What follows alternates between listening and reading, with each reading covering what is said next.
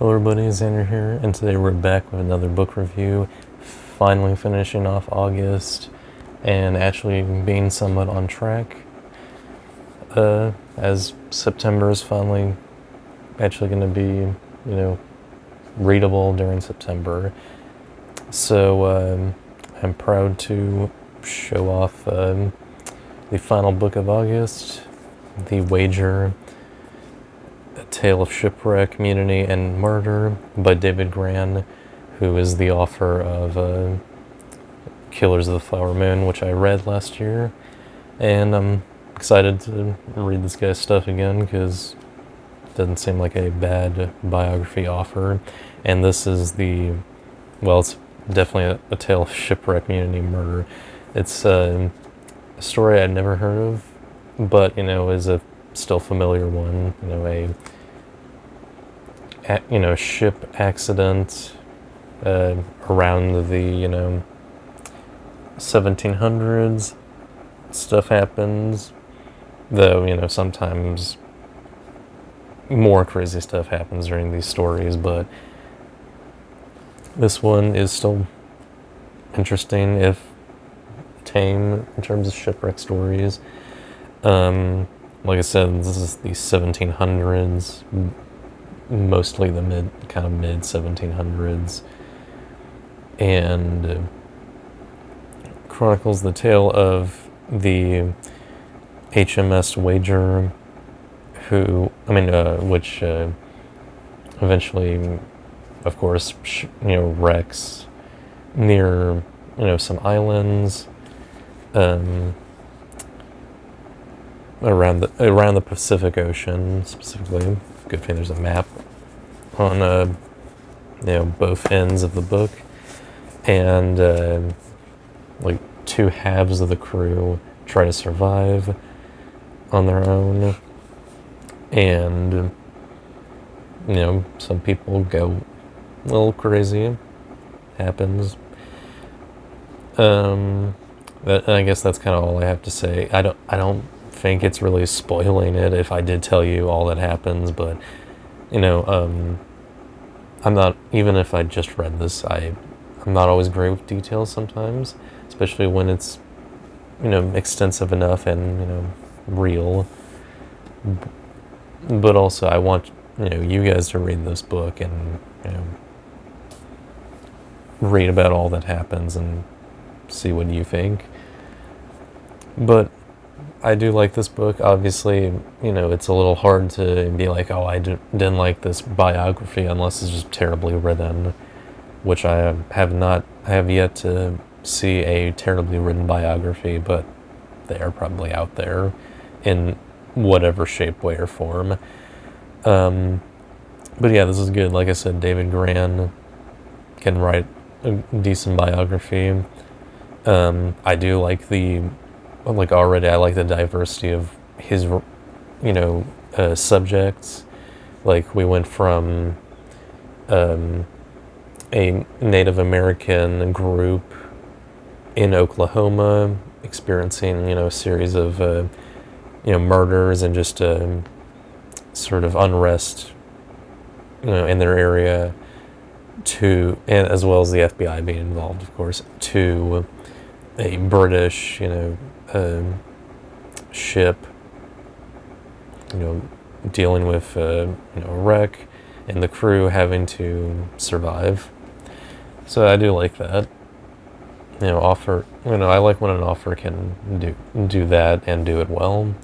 So that does make me more excited to read more of this guy's stuff, because that does mean that who knows what subject you'll get next. So that's a nice plus.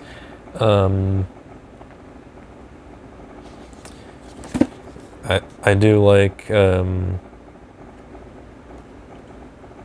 obviously I like the way he tells the actual story, but also little parts of the history of the time within that. So sort of you can almost say they're tangents, but they're brief enough to where it doesn't feel like it's taking too much of the time that you'd be spending on the actual story. And I also like parts where he's sort of describing how an empire such as the British Empire of the time sort of thrives on people being willing to give themselves to said empire. It's pretty interesting. It doesn't feel too much like he's like giving this as like straight up opinion. It feels more like, yeah, this is kind of like how it feels like throughout history. I like that.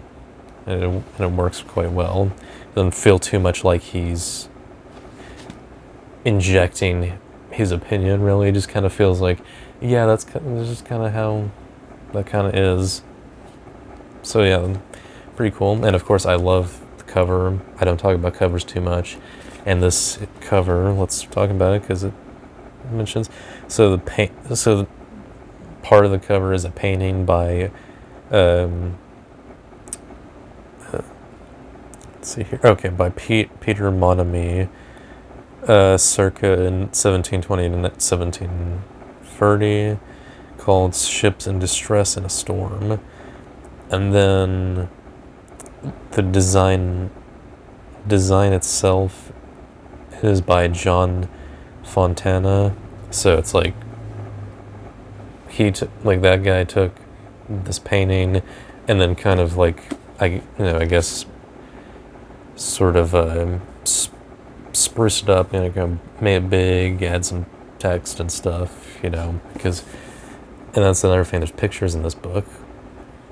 Pretty cool, mostly paintings.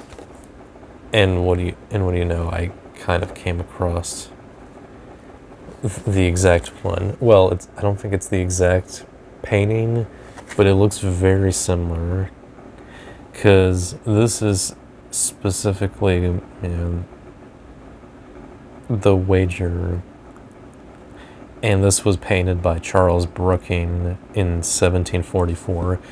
So it's very interesting that it looks so similar, but I just realized, because I mostly was thinking of the cover while looking at this while reading it, but now that I'm looking back and forth, there are differences between the paintings. So I guess it's more of maybe the painting here inspired the guy who made this other painting. Pretty interesting, because it does look very similar, the angle that it's being hit with waves at.